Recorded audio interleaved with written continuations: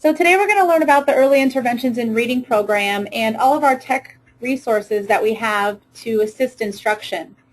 Early Interventions in Reading is a Tier 2 program, and this is for students who are in a core reading program and who need additional instruction for about another 30 minutes a day, and those students would be considered Tier 2.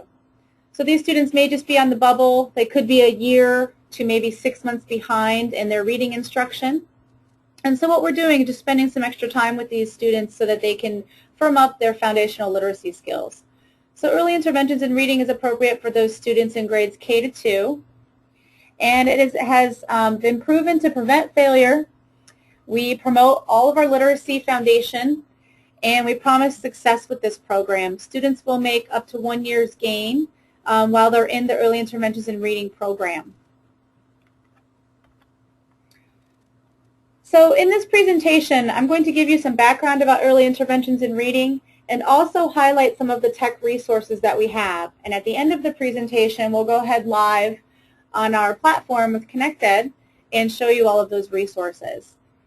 So what does a Tier 2 have to have? Well, according to us, a Tier 2 is, it links back to our direct instruction, and it's basically genetically engineered based on the findings of studies funded by the National Institute of Child Health and Development and the Institute for Educational Science. So they have defined what works for early intervention, and you'll find that the program's author studies published in these peer-reviewed journals under the title Proactive have also been shown effective.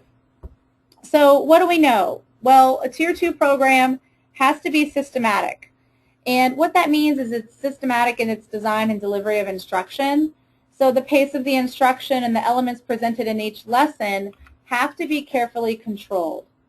So as the content is presented in each lesson, we have to make sure that we're building on cumulative review and understanding. So every student is presented the information systematically. We know it's not presented with too much information too quickly, and we continue to spiral that information and build upon and scaffold those skills so that students build complete cumulative understanding. So how do we prevent failure? Well, we're covering these key concepts here. And if we want to prevent this failure, we have to lay the foundation for those kiddos in grades K and 1. And we have to make sure that we catch them before they fail. So we have to develop those language skills. The kids coming into these types of settings may not have a vast variety of concepts to connect. You know, they may not understand the oral language background, so we have to support that development. And one way we do that is through our Pictures for Language and Literacy. And this is an example from our grade K. In this particular example, we're showing a kangaroo and her young in her pouch. Now, what I want to make sure you understand is that the focus of vocabulary instruction for early interventions in reading is what Marzano and Beck referred to as Tier 2 words. So we're front-loading these students. So the pictures aren't arbitrary. You'll see that they are specifically tied to lessons. They're introduced as part of the lesson for that front-loading piece when we get to our read aloud. So in this particular example, our read aloud is baby animals, and here we have front-loaded this information about the word pouch.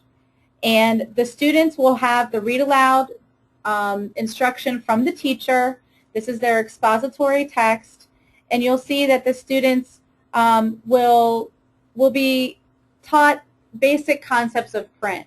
And so it's tied to the explicit instruction, but we're not expecting the students to read here. So first we front load them with Pictures for Language and Literacy. Then we read aloud the Baby Animals book. And finally we tie it in with some short sentence readings. So in this particular example, here's an online resource that we have for the teachers. This information is also presented in the teacher presentation book. But in this specific activity, we're having students read the sentences together with the teacher and then have them repeat the sentence and recognize individually printed words. And this is, again, just teaching them the concepts of print, the left to right tracking, and the concept of a sentence. So this is very early level. You can see here lesson 15 in level K.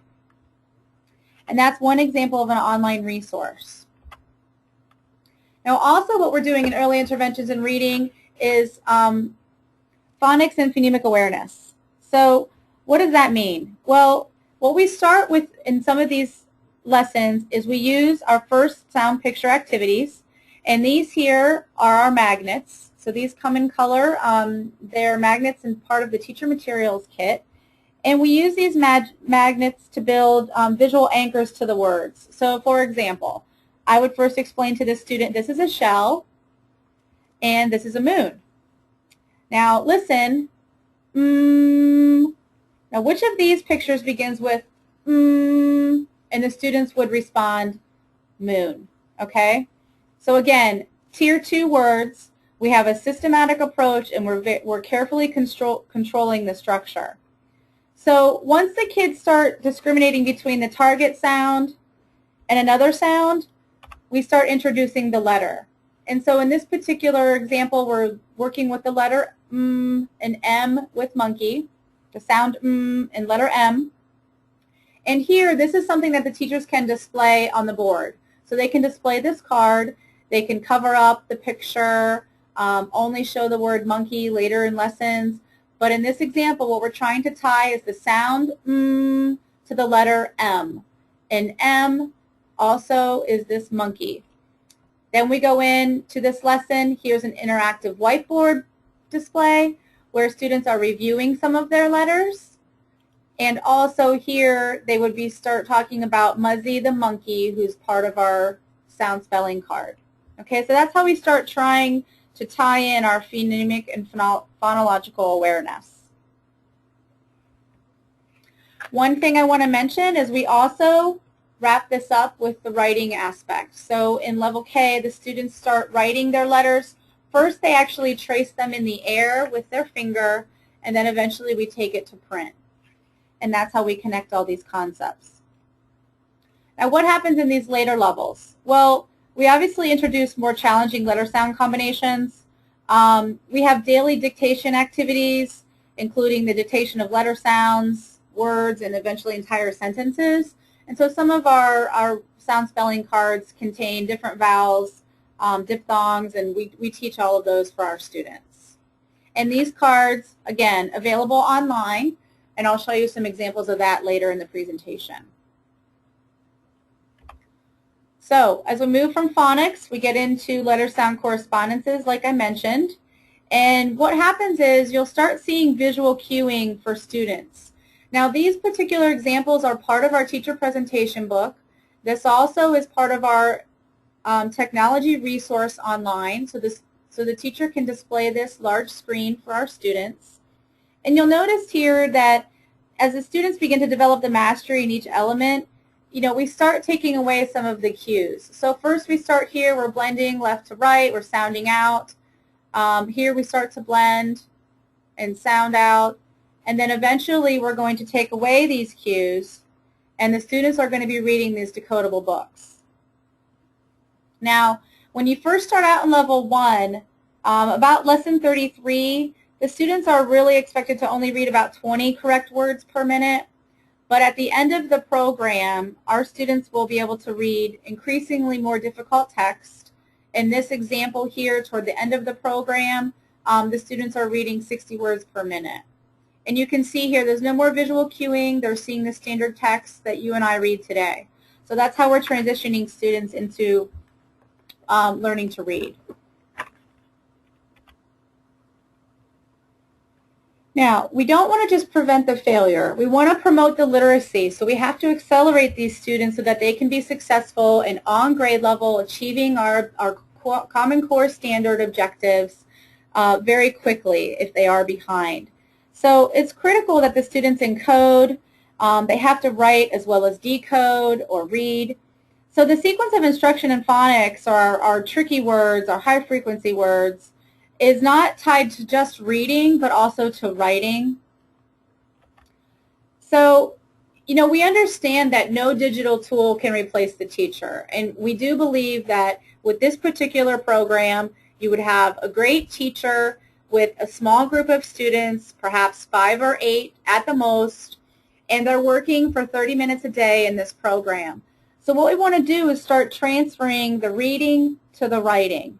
And as part of the purchase, you would receive access to this online digital resource. And in this example, we're playing What Word Now, and it's a little game that we play.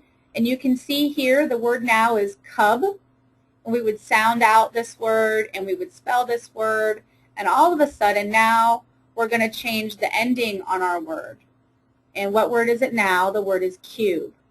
Okay? So this is part of our instruction. And what happens is the students learn that the omission or the addition of one sound can change not only the way the word is read, but also the meaning as well. So we begin introducing this with our vocabulary. Our endings activities is similar.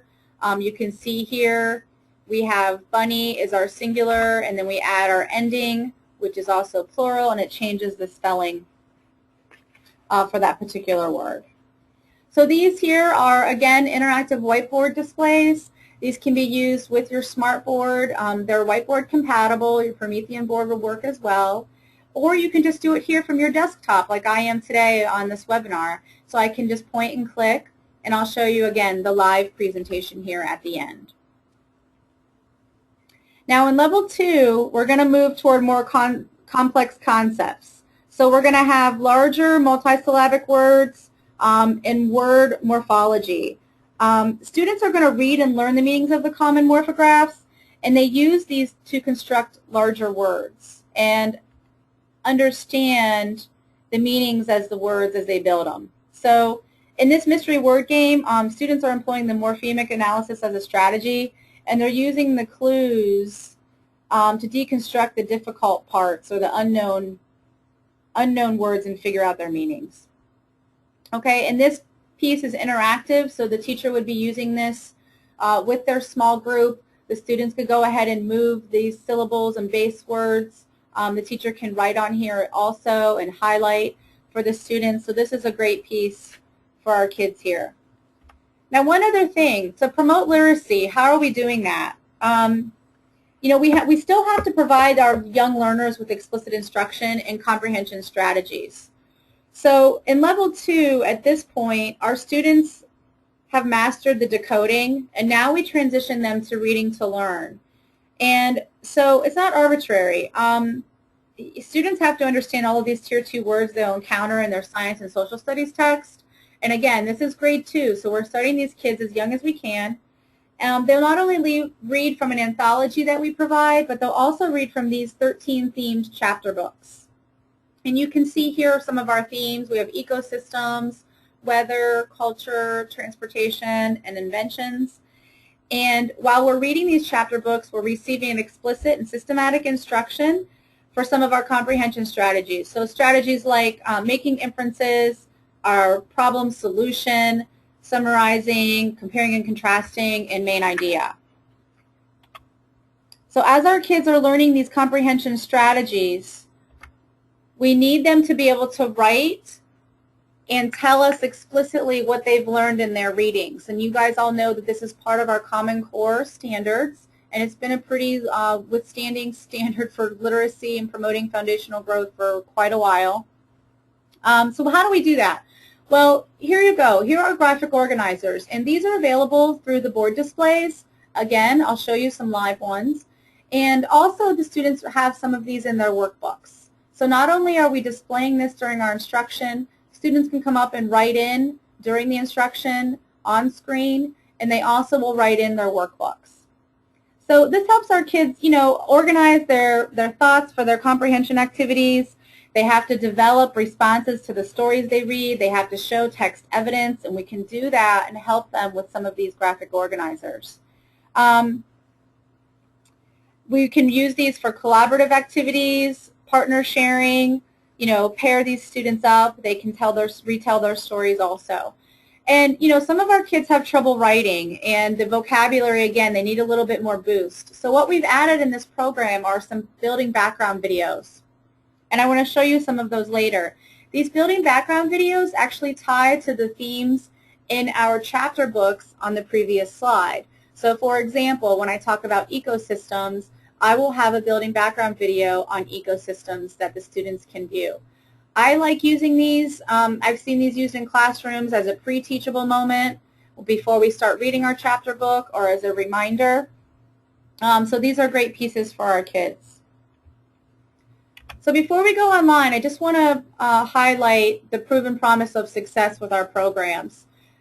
This program is research proven. We have a lot of third-party efficacy studies, like I mentioned earlier. You can find them under Proactive. If you search for Proactive in an efficacy study, they're also located on our website, mheonline.com, and you can click on our research tab with early interventions in reading. The program has been developed, it's been tested and proven using gold standard scientific research in the classroom. And again, as I mentioned, these are efficacy studies that have been third-party research found. So you can find more on our website. So just as a reminder, here are some things that I covered in this presentation earlier about some of our technology resources. And before we go online, I just want to highlight them for you again. We have our teacher ebooks, and we also have our Read Aloud book. You noticed it was about the our Read Aloud book for Level K had baby animals on our slide. We also have our board displays for the instruction. You can see here we're doing games with our adding endings. We also have tricky words and graphic organizers and background videos. The last thing that I want to mention to you is we also have online progress monitoring.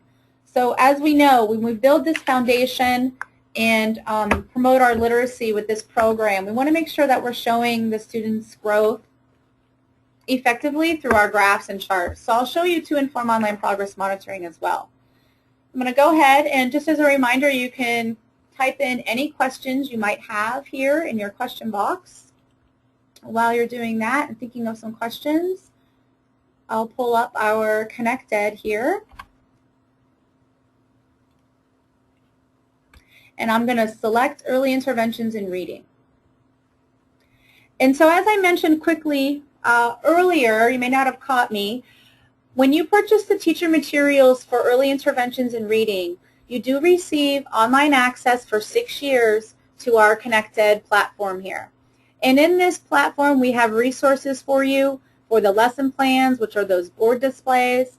We have a resource library, and we, of course, include to inform online progress monitoring.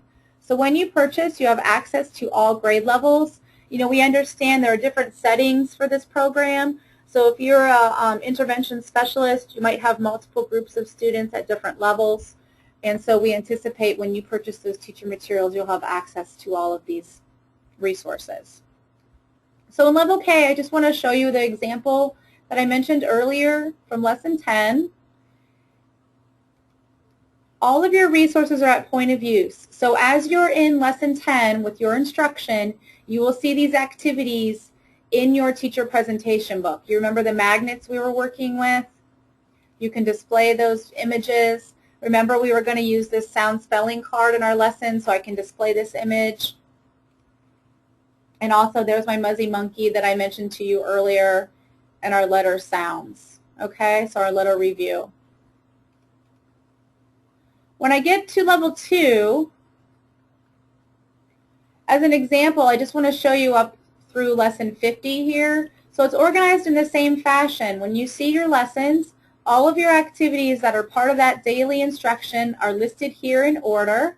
And so you can have your teacher instruction with all of your systematic, explicit instructional skills and strategies. And here you can display. Now this is the same text that you'll see in your teacher presentation book. So again, for those students who need to see it on big screen, or if you want to write additional words here on the left-hand side for the students, you can do that. And all the activities are lined up for you in order. So in this example here, we're working with the prefix re, and again, we're practicing these words. So you can see how students are seeing that these are 2-syllable words. We're working with multi-syllable words, and this particular re. Okay? So there's just some examples. When you get into Level 2, the later lessons, sorry, I didn't mean to close that. You'll start seeing that we're working with graphic organizers. The mystery word game is played pretty much daily. And we also have tables and charts for what did I learn, comparing and contrasting, etc. Okay? All a point of use for you. And then next we have our resource library. So in the resource library is where we house all of these ebooks. All of your teacher materials are available by ebook. I'm just going to go to teacher resources here. And you'll see all of your ebooks displayed. As I mentioned earlier, we've included the Read Aloud book, which is really great for our K students or students reading at the K level. We can go ahead and display some of these titles. Large, we can focus on certain areas of the text. We can highlight and zoom in and make notes. So this is a great piece for teachers. They don't have to hold up that giant book. Of course, we have our placement and assessment guides. And one note really quickly on placement. Early Interventions in Reading has multiple placement areas. What that means is all the students are placement tested, and we actually place the student at their ability level. So a student in levels K or 1, this red and this orange cover, they could be placed at lesson 1, 21, 41, or 81. And so we're placing those students at their ability level so that we can accelerate that progress and get them on grade level in their core curriculum. That's the goal here. And then in level 2, our placement entry points are lesson 1, 21, and 41. And so you can see here we're accelerating pretty quickly for these students. Also, students have mastery tests. I'll explain those to you in the online progress monitoring tool. And for for mastery tests, for students who have not failed, we do have remedies in these placement and assessment guides here. The staff development guide is a great piece. If you're doing some in-service with teachers, you have new teachers coming on, it's a great walkthrough piece. And of course, our correlations are listed here to meet all of our Common Core state standards. Now, what else is on the resource library? We also have what we call our teaching tutor. This is our professional development videos. And these videos are organized by level. So if you need a refresher course after your implementation training, or if you have someone who's substitute teaching, you can always look at some of these activities. Develops your students' ability to process text strategically. Sorry about that. And we have some specific instructions and video examples. For example, what this one is about, sequencing main events, and how this activity would work in our level 1 lesson 92. So you can see here we're working with kids in small groups, and the teacher has her instruction. So instead of her having to write on the board now, her interactive whiteboard could be behind her or her screen, and she could be keying in these answers. There's our professional development. And as I mentioned earlier, the building background videos. So again, all of the teachers have access to these building background videos. They are specifically tied to our level 2 chapter books. And they're great pieces. I don't think you need to listen to the sound, but I just want to show you anywhere you go on Earth. Some of the images here. So these are all photo images. Students can watch, teachers can use as pre-teaching. And again, vocabulary that the students will read in their chapter books. This particular one is ecosystems in the food chain. They're all pretty short. They're all within about 2 to 5 minutes and can be viewed as many times as the student needs. So just waiting for questions here. I don't see any. We have a user's guide here for everyone. And finally, we'll move on to the to inform. So if there's no questions, I'll give you a minute here to type one in. I'm going to go ahead and click on the to inform product. And what I want you to see here is that to inform is actually available for many direct instruction programs. And it's not just part of the early interventions in reading, but we have other reading core programs and math programs that this is also available for. So here's our online progress monitoring, and we want to, again, use online progress monitoring to show that our student achievements. And we want to be able to boast about the progress that they're making and the mastery that they're gaining in this program. It's very easy to add students here. You can do it very quickly.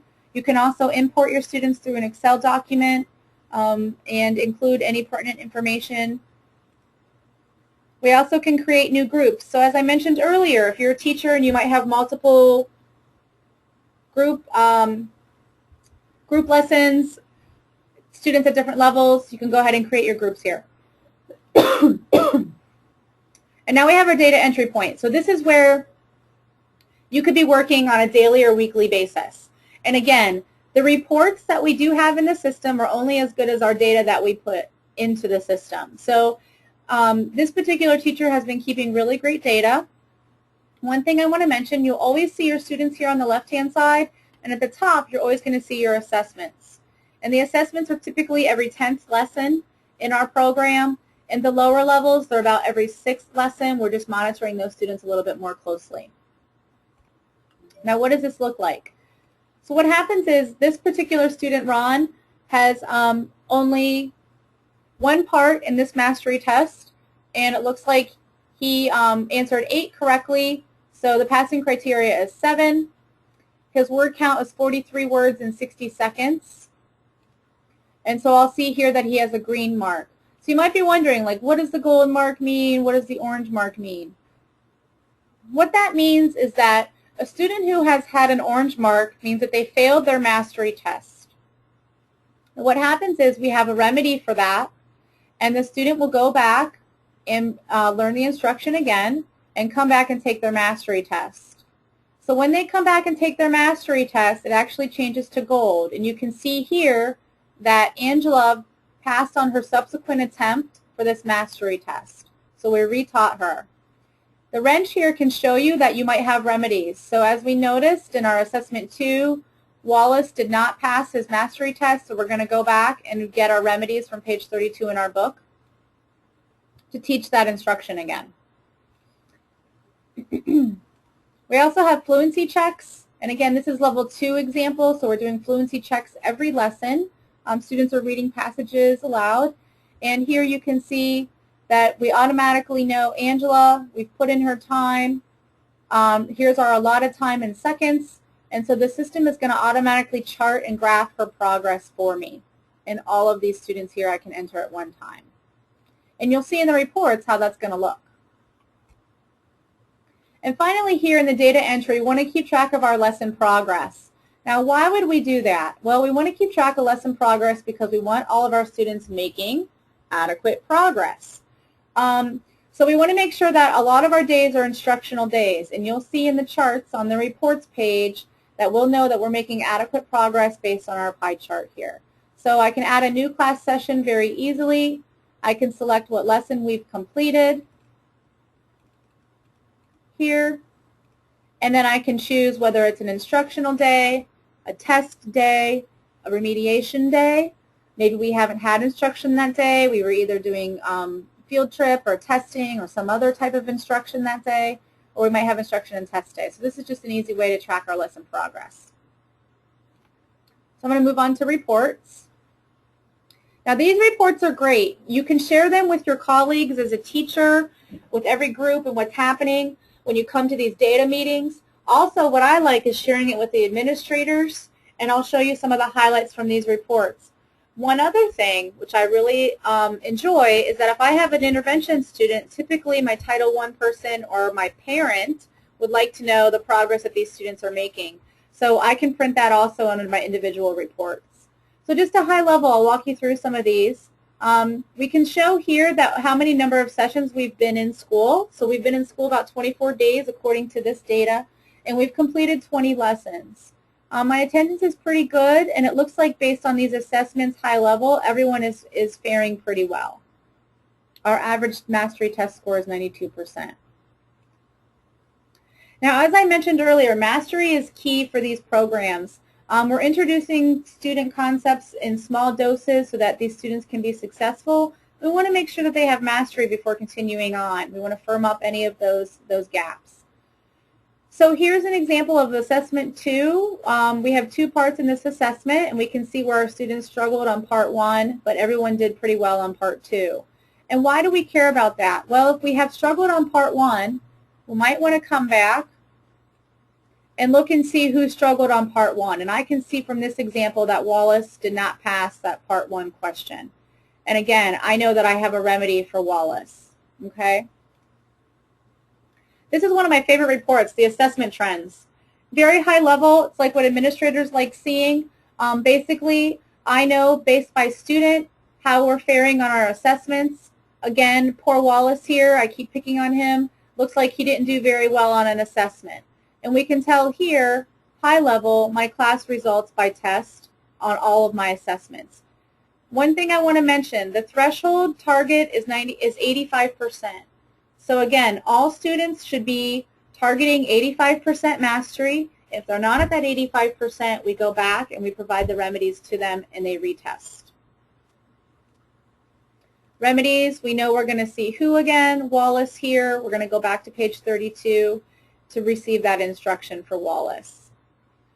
Now here's our fluency progress report. What's great is that we show our target line here in the light blue and then what our students are doing in the dark blue line. And again, all these reports are by student too, so as we drill down here, you'll see the student reports and our daily lesson progress that I mentioned earlier. You know, I can key in my daily lesson progress. I know how much lessons I'm completing, 20 lessons in 23 days, and what happened in those other days. Okay? Finally here, to wrap this all up, we have individual reports. I like sharing these with parents. I can select a student here, Antoinette, and I have 4 sections here that tell me about Antoinette. I have lessons completed, and again, this is just a drill down from that group summary page. We know her attendance. We also know how she's faring on mastery tests. And her assessment progress, this is a great chart. As you know, if you have any Title I students or you're using federal monies for these programs, we have to show that these students are meeting gains and group averages here. How are they performing against the class? Pass-fail by part. If I know that Antoinette was struggling at some point, I can drill down into her data and find out what part she struggled at. And finally, the fluency.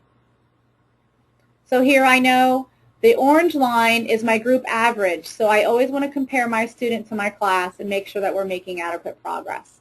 And you can run this full report. You can set in your date range, and this is a nice final report that I share with parents. You can run this report, you know, monthly, weekly, biannually. You could do a beginning, a mid, and an end before placing the student for next year. So it's a great snapshot. And that pretty much covers all of our technology resources in regards to early interventions in reading. And as I mentioned, this program is used for our Tier 2 students.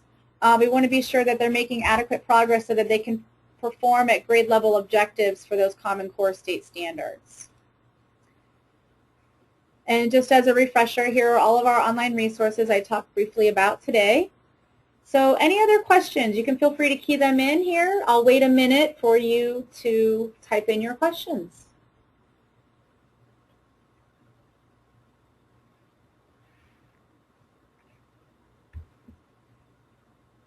Okay, and I don't see any coming through. So that wraps up the presentation. Again, thanks for joining me today on this Tech Tuesday. You can get more information about early interventions in reading on our website at mheonline.com. That's mheonline.com. Thanks for joining us and have a great day.